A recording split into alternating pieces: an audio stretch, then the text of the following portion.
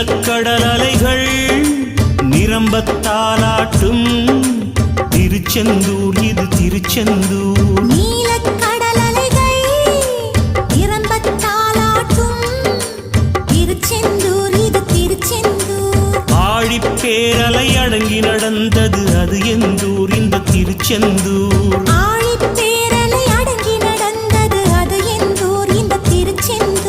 திருச்செந்தூர் இது திருச்செந்தூர். திருச்செந்தூர் இது திருச்செந்தூர்.